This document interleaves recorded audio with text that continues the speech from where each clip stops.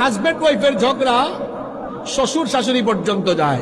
Husband ওয়াইফের বিষয় যদি সিক্রেট না থেকে মানুষের কাছে চলে যায়, বুঝবেন এই স্বামী স্ত্রীর জীবন, দাম্পত্য জীবনে আর সুখ থাকবে না। হাজবেন্ড ওয়াইফের মধ্যে মান অভিমান হবে, একদিন দুই দিন কথা বলবে না, কিন্তু এই খবর হাজবেন্ড ওয়াইফের বাইরে তৃতীয় ব্যক্তির কাছে যাবে না। কথা বুঝতে পেরেছেন কি বলেছি? তৃতীয় ব্যক্তির কাছে যাবে না। মনে করেন রাগ করে ফেলছেন, রাগ করে দুপুরবেলা খায় নাই, রাগ করে সকাল থেকে সন্ধ্যা পর্যন্ত কথা বলে না, কিন্তু এই খবর যেন তৃতীয় ব্যক্তি না জানতে পারে। তৃতীয় ব্যক্তি যখন হাজবেন্ড ওয়াইফের খবর শুনবে, মনে রাখবেন আজকে বলে গেলাম, এই দাম্পত্য জীবনে আর সুখ থাকবে না। আপনার হাজবেন্ড ওয়াইফের মধ্যে সে এসে যদি উপদেশটা হয়ে উপদেশ দিতে থাকে, এখানে ভেজাল লাগবে।